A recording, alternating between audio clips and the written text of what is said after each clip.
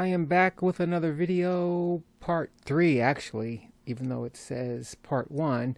This is me finishing up the Bodycon dress, getting it ready to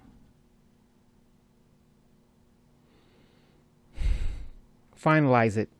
I double and triple check it.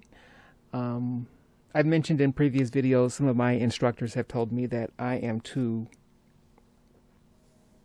persnickety. I'm too particular, and they are right.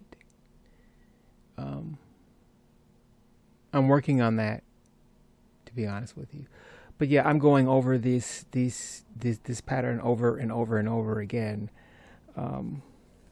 and I will get better at making patterns and at not being so persnickety in the way I engage in making patterns. So, but yes, I am here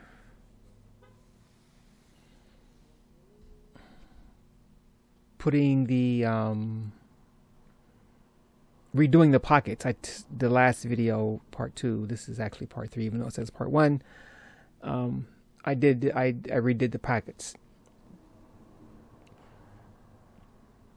And you will see me put on the hem allowance, or the seam allowance and the hem allowance. So when I cut it out, you'll see again the process I go through in order to make the magic happen, if you will.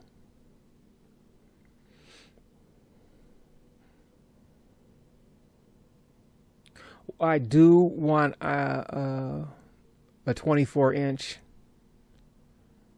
plotter, and I had the money to get one, to be perfectly honest with you. For about 4 years I did, but I did not get it because I have not learned how to use Seamly efficiently yet. The only thing I've done is make a square.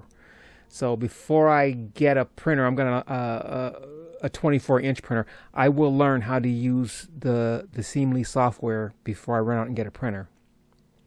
I will learn how to use the software, and then I will print out patterns on 8x11 or 8x14. And when I get comfortable doing that, then I will go out and get a bigger printer. But right now, I am honing my skill making patterns by hand. That's how I learned. I did have to take digital pattern drafting in school, but we also had to learn by hand because, to be honest with you, they didn't just pop out digital printers back in the 13th, 14th, and 15th century. They had to learn by hand, and so this is what I was taught, and it works. So, yeah, right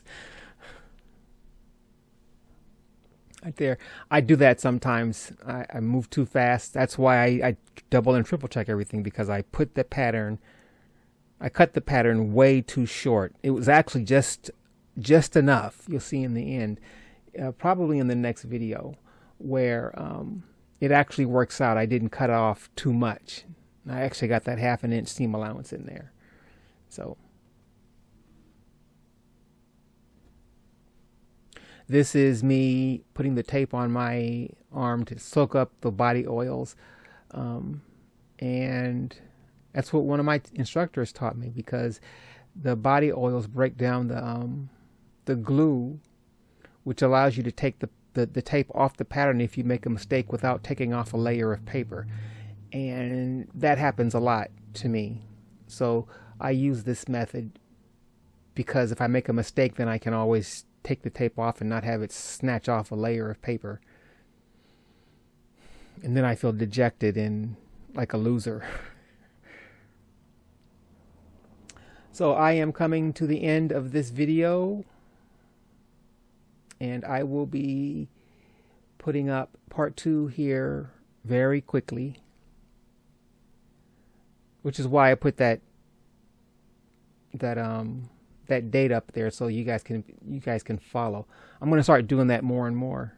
Part of my persnicketyness is putting up all these markers so people can follow if they need to. Thank you. I will see you in the next video. Please like, share, and repost.